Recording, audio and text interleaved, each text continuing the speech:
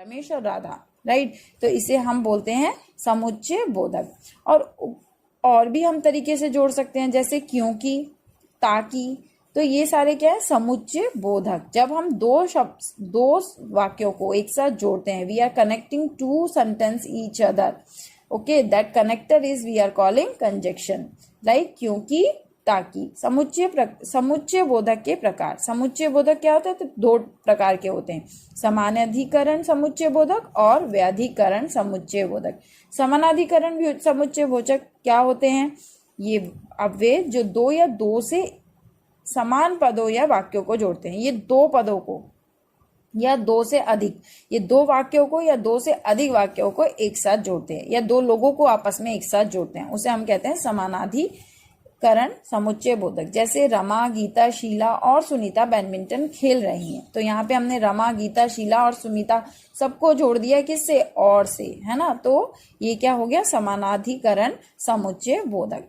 अब नेक्स्ट है व्याधिकरण समुच्चय बोधक।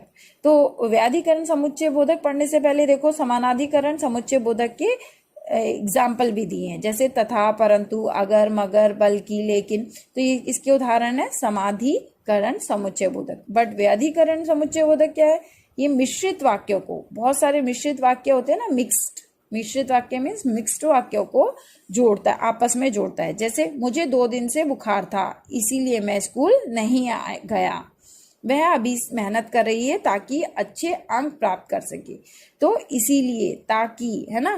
तो ये सब क्या है, व्याधिकरण समुच्चय बोधक। व्याधिकरण समुच्चय बोधक कारण, शर्त या उद्देश्य आदि नहीं बताते हैं। तो ये हमें बताते हैं कि रीजन क्या है।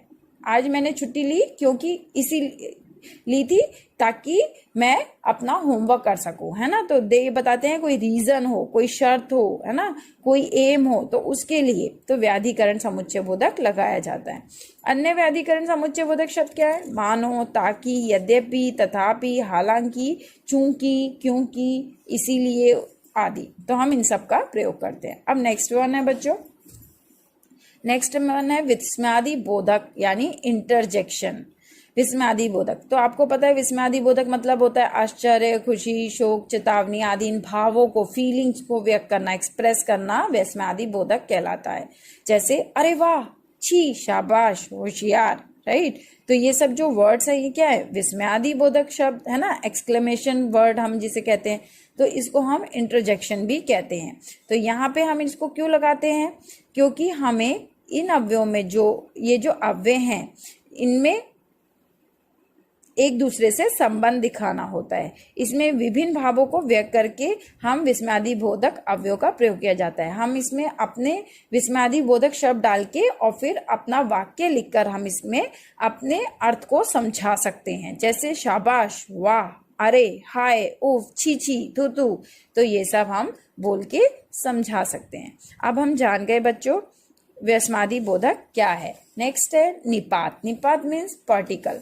निपात का बच्चों कोई स्पेशल यूज नहीं है। ये क्यों यूज करते हैं हम, ये हम अपने सेंटेंस को विशेष फोर्स देने के लिए, विशेष मीन्स आपको बताया स्पेशल फोर्स देने के लिए हम प्रयोग में करते हैं। ठीक है, इसका कोई इंडिविजुअल अर्थ नहीं है, इंडिविजुअल मीनिंग नहीं है।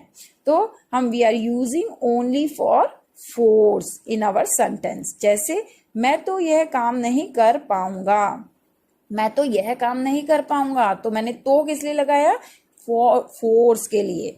रमेश ही से कर सकता है, ही, तो मैंने क्या लगाया, फोर्स के लिए।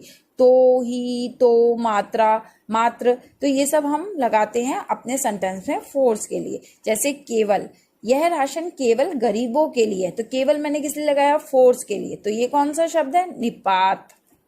भी, तक, तो ये सारे इसके एग्जाम्पल हैं।